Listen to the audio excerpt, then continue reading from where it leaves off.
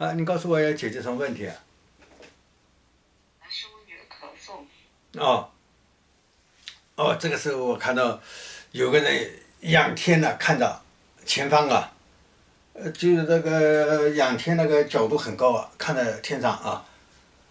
差不多这个角度这样的啊，看着天，张着嘴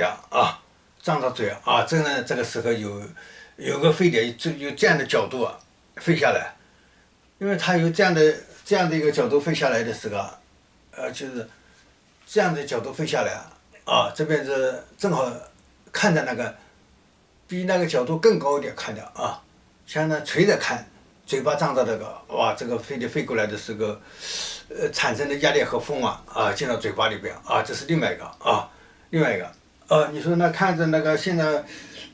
飞碟飞来的密度很大呀。